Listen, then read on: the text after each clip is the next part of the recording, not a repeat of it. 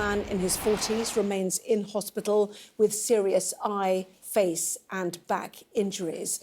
As you can see, smoke rising from the streets of Belfast tonight, a number of properties now, and earlier vehicles, including a bus, set alight this evening, with protesters also throwing stones at police. Earlier, police and political leaders had called for calm on the streets. Northern Ireland's Chief Constable had urged people not to be duped into violent disorder, asking them to allow the criminal justice process to take its course. He added, where there are any concerns about immigration, let's have those through a political debate.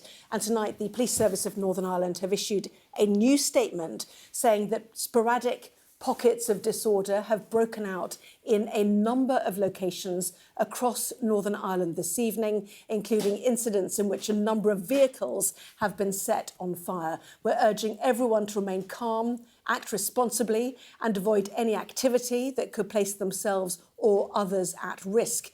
Officers are on the ground working alongside partner agencies, responding to incidents as they arise and helping to keep people safe. We are again appealing for calm and ask all voices of influence within local communities to encourage peaceful protest and discourage any involvement in violence or disorder.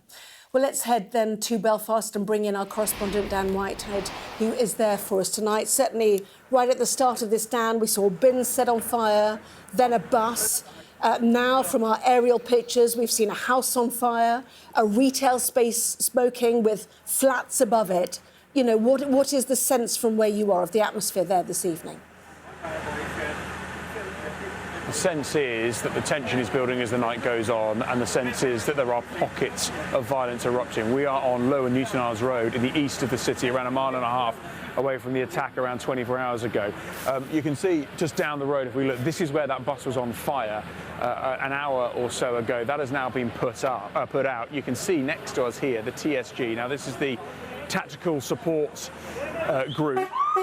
Fire engine just coming through to another fire that's breaking out further down the road. But this, the TSG unit here, we think making just one arrest here. They have been driving up and down here quite aggressively, pushing quite a small crowd out of the way and dispersing them onto the side streets. And I think what we've been seeing is that the activity and some of the fires in the last half an hour or so have been breaking out on the side streets off what is this main road in the east of the city. That fire engine you can see turning into where the smoke is still rising. That was really billowing around 5 or 10 minutes ago. So look, it's a tense situation. Earlier on this evening, and I'm talking around about sort of 5:30, 6 o'clock, it was an eerie feeling right across Belfast. After the rush hour at around 6 o'clock, the streets emptied. The taxi that took me from the airport this afternoon said that the city is in a boiling point, were his words, and said that he'll be stopping work at around 6 o'clock. And indeed, many of the shops down here on the road have got posters on saying that they will be closing at 5 and not opening because of the situation. There has been a call for calm from the politicians here in Northern Ireland, from the politicians elsewhere in the UK, and of course from the police. That hasn't been heeded so far tonight. The hope is that these crowds don't grow any further. Let me just bring you a couple. Let's just have a little walk around. We've got to be a bit sensitive here. They are questioning a man to the left of us. You can see here the TSG units. These, of course, are brought in to really deal with unrest when it erupts here.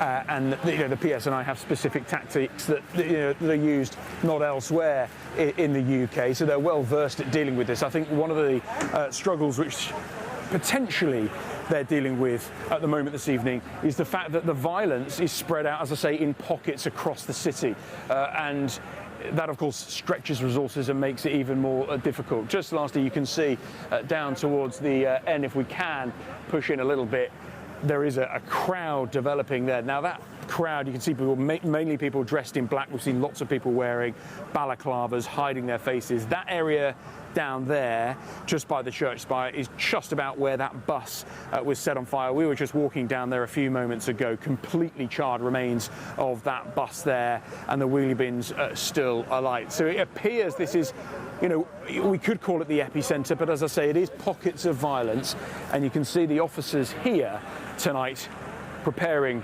potentially for more unrest.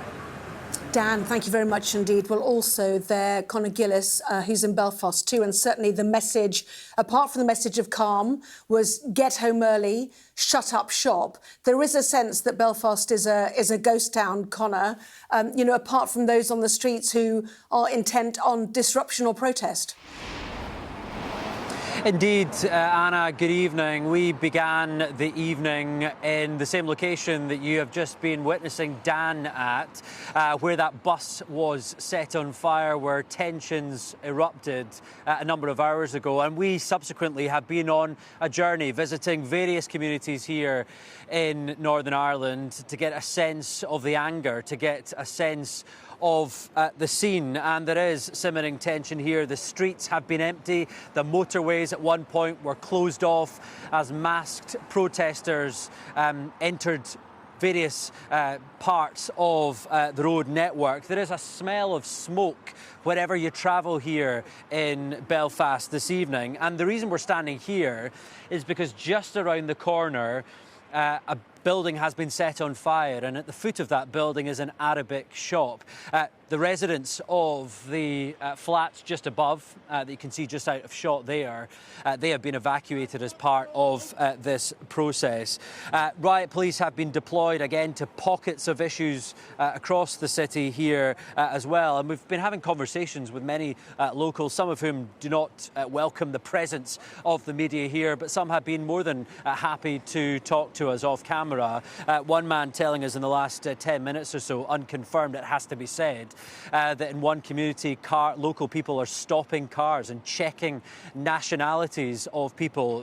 What happens next is unclear, but that's certainly some of the reports that we are hearing. Now, we are 10 minutes from, I suppose, where the epicentre of this unfolded last night, 24 hours ago, when those bloodied scenes of a man pinned to the street, where a knife was being plunged into his body, into his neck, into his head, into his back. He is still, tonight, the police tell us, receiving treatment in a serious condition in hospital here in Belfast.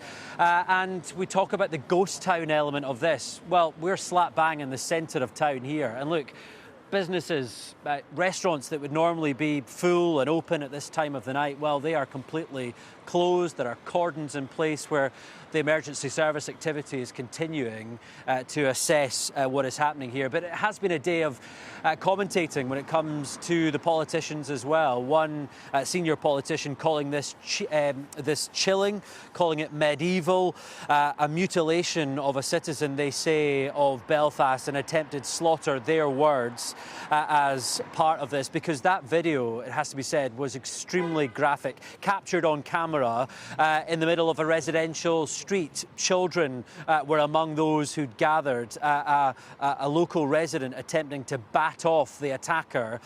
Details have emerged about the suspect as part of this investigation today throughout the police intervention as well. We know that he is a Sudanese national. He made a journey from Sudan onto the continent of Europe in Paris.